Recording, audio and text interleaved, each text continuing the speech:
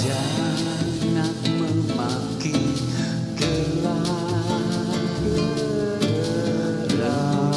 bercahaya di malam hari, pantari membenci gelap. Kilau bintang di malam hari, gelap. Bismillahirrahmanirrahim. Pemirsa tercinta yang dirahmati Allah Tuhan Yang Maha Esa, bersua kembali di kanal Hikmatologi. Monolog sederhana mengajak diri kita masing-masing berpikir, kian melembut, cerdas, dewasa, bijaksanakan hati nurani berdasar kitab suci agama kepercayaan yang kita yakini. Tentu saja upaya serius terus-menerus tak kenal putus menghayati, memperdomani, mengamalkan, tentu saja sembari menginovasi dengan kreativitas sesuai kapabilitas diri kita masing-masing, niscaya untuk mewujudkan nilai Pancasila yang ideal. Pemirsa yang dirahmati oleh Allah, di bulan Ramadan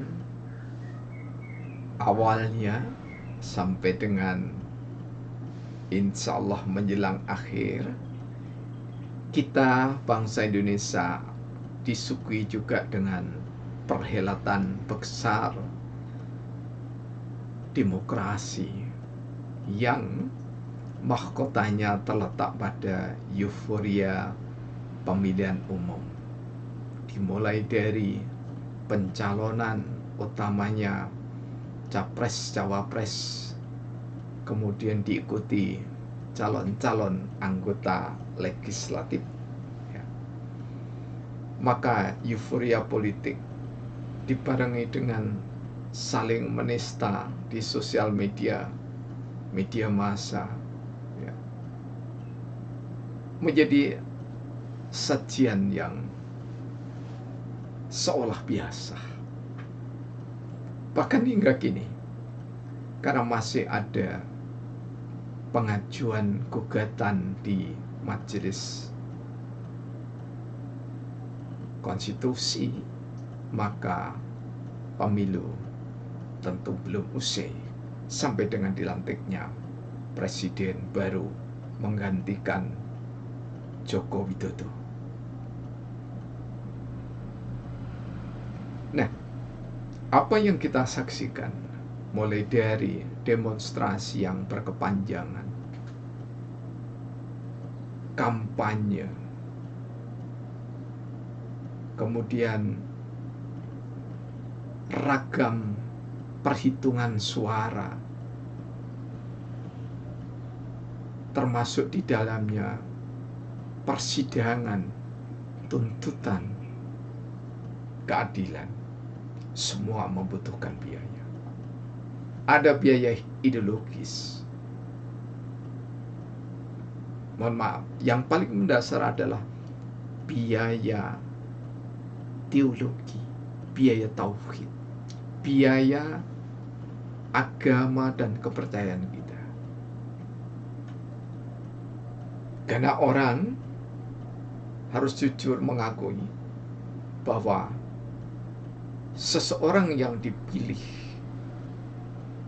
tidak semata-mata bagi orang Islam Bismillahirrahmanirrahim, berangkat dengan Bismillahirrahmanirrahim Allah untuk memilih capres, cawapres maupun legislatif, tetapi karena ada tekanan yang berupa beban ekonomis, yaitu sangu, uang saku.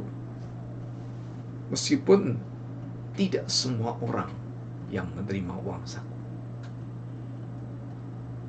secara ideal nilai-nilai keagamaan kita, nilai-nilai penghayat atau ketuhanan yang Maha Esa, luluh lantak sirna oleh demokrasi. Kemudian yang kedua adalah biaya ideologi, biaya dasar negara.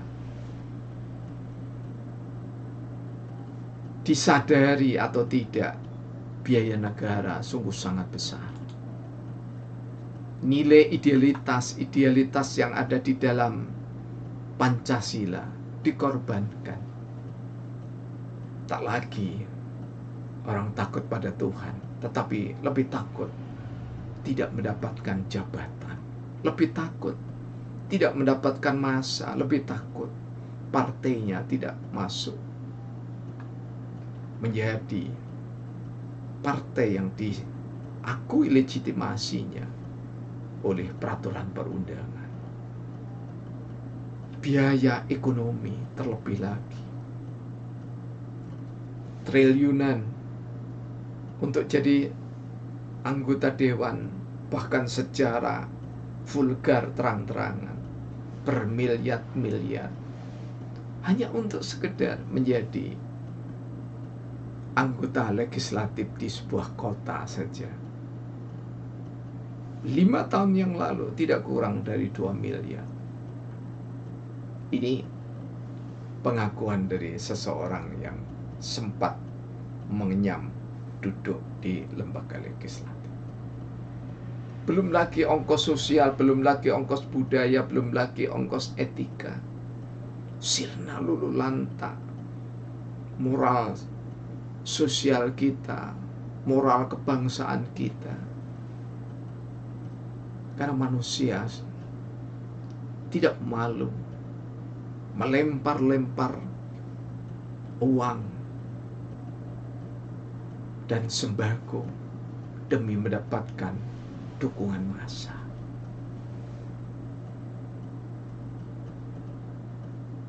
Belum lagi biaya IT, biaya teknologi sangat mahal. Mahal bukan di harga, tapi lebih mahal karena dijual pada orang-orang yang tidak bertanggung jawab, karena diperjualbelikan kemampuan mengolah teknologi untuk demokrasi. Untuk kedua kalinya kami pegang karya Plato, Republik. Di halaman 353 disebutkan bahwa di antara bentuk pemerintahan oligarki dan demokrasi sama buruknya, sama-sama berkubang dalam lumpur kejahatan. Plato memang bukan sarjana, bukan magister, bukan doktor, apalagi jabatan akademik profesor, bukan. Tetapi dia memiliki moralitas, menunjukkan kepada kita bahwa demokrasi itu sama buruknya dengan oligarki. Oligark itu bukan orang yang berkelimang harta. Jika berkelimang harta seperti Sayyidina Utsman, tentu saja sangat berguna untuk masyarakat. Karena itulah pemirsa yang dirahmati oleh Allah, kali ini kami mengangkat kembali sabdana, syair yang serba 7 baris, 7 kata, berakhiran huruf yang sama, dan 7 sub pokok bahasa. Kali ini saya ambil sabdana yang ke 18.175, berhala paling merusak, bagian pertama. Ketuhanan yang Maha Esa sirna dalam demokrasi. Demokrasi menggantikan Tuhan sungguh benar-benar tak berarti. Hak-hak asasi manusia dalih mendasar demokrasi, kewajiban asasi terhadap Tuhan diluluh lantakkan oleh demokrasi. Perserikatan bangsa-bangsa hanya untuk menguatkan kroni buruk kejahatan demokrasi disebar di seluruh bumi. Tuhan Maha Kasih tak ditampakkan di bumi. Kampung Celaket Hadiningrat, Kota Malang, 26 Maret 2024. Pemirsa, apakah kami anti demokrasi? Tidak, tetapi kami hidup di alam demokrasi. Awal sejak kami SD ada di demokrasi terpimpin yang dikomandani oleh Presiden Soekarno. Kemudian kami beranjak remaja sampai dengan usia berumah tangga, demokrasi Pancasila. Dan di era kini kita ada di demokrasi yang mana? Kalau kita merujuk pada salah satu karya legendaris dari Francis Fukuyama tentang kemenangan kapitalisme demokrasi liberal. Kita sekarang tidak malu-malu. Tanpa pengakuan, maka demokrasi kita sudah masuk pada kapitalisme liberalisme. Karena niscaya jujur harus diakui bahwa ketuhanan yang Maha Esa sirna dalam demokrasi. Karena orang tidak terikat pada nilai-nilai religiusitas, nilai keagamaan, nilai kepercayaan kepada Tuhan yang Maha Esa. Semua bisa dibeli dengan uang. Suara bisa dibeli dengan uang. 50.000, 100.000, 150.000. Sudah jadi uang, bisa mendulang suara di masing-masing TPS. Demokrasi menggantikan Tuhan sungguh-sungguh benar tak berarti. Karena apa? Orang-orang kecil, rakyat jelata dimobilisasi dengan sembako, dimobilisasi dengan makanan-makanan. Bahkan seorang mubalik di kota Malang sewaktu akan menjadi wali kota membuat grup, dan grupnya mengajak makan siang, mengajak makan malam. Begitu duduk sebagai wali kota, tidak ada ajakan makan siang, makan malam, atau ngopi pagi.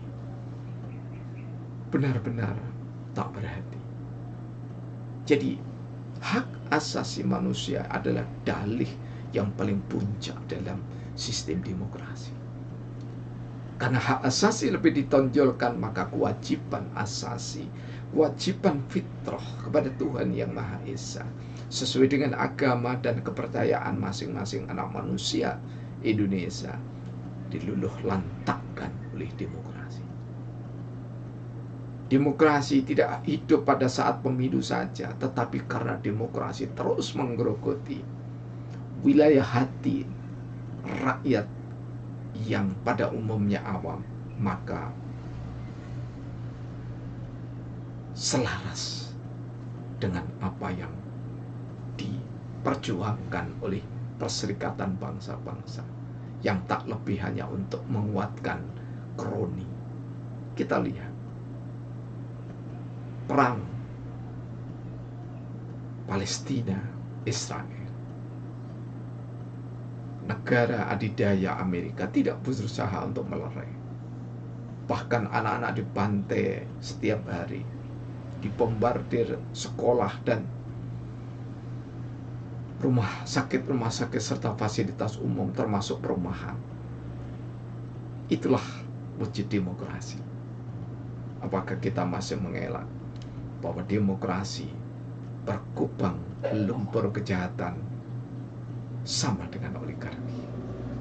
Kroni-kroni buruk kejahatan demokrasi disebar di seluruh bumi.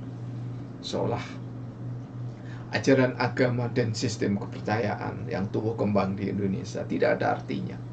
Yang paling berarti hanyalah demokrasi. Tuhan yang Maha Kasih tak ditampakkan di bumi. Karena Tuhan digantikan dengan sejumlah jadi, sejumlah uang. Sungguh tidak beradab pola demokrasi. Siapa yang tidak beradab? Kita semua yang menjalankan demokrasi dengan cara membeli kedaulatan rakyat dengan cara paksa. Karena itulah teringat bagi mukminin dan mukminat surah ke-25 Al-Furqan ayat 43. Allah bertanya, coba jelaskan kepada aku, siapakah orang yang mempertuhankan, menjadikan Tuhan hawa nafsunya? Dalam tafsir Al-Misbah dijelaskan, ada orang yang menjadikan nafsunya sebagai Tuhan, ada orang yang membuat nafsunya mempertuhankan hawa nafsunya. Siapakah mereka itu? Kita bisa menilai masing-masing dalam pentas di Republik tercinta, bahkan di seluruh dunia. Demokrasi sungguh menjauhi nilai-nilai luhur Pancasila, bukan menjauhi, bahkan yang merusak nilai-nilai luhur Pancasila adalah demokrasi. Tidak ada rasa keadilan sosial bagi seluruh rakyat Indonesia, karena keadilan dipaksa untuk berpihak pada orang-orang yang memiliki kuasa. Kuasa ditunjukkan oleh harta benda, kuasa ditunjukkan oleh uang, kuasa ditunjukkan dengan cara membuat peraturan perundangan. Pemirsa yang dirahmati oleh Allah, semoga kita tersadar bulan pengendalian hawa nafsu, bulan untuk mensucikan diri, Syahrul Ramadan, dibakar seluruh kejahatan diri. Syahrul Saum, dikendalikan hawa nafsu kita. Syahrul Ilmi, dicerahkan hati dan otak kita dengan ilmu. Syahrul Maghfirah, kita bisa saling memaafkan jika memang antar sesama ada kesalahan, dan akuilah kesalahan itu tidak untuk diulang lagi. Syahrul Mubarak, bulan yang penuh keberkahan. Kita jemput berkah dari Allah dengan keimanan dan ketakwaan, didasari dengan mahkota ilmu pengetahuan. Semoga sajian sederhana dari kanal Hikmatologi mampu menginspirasi diri kami dan saudara-saudara kami tercinta. Terima kasih. Jika ada kekurangan, mohon maaf. Tentu saja tegur sapa bijaksana kami harapkan. Semoga bangsa Indonesia kian hari semakin dewasa, berbangsa bernegara dengan satu dasar, satu ideologi, Pancasila. Alhamdulillahirabbil alamin. Praktek ideologi dan bersama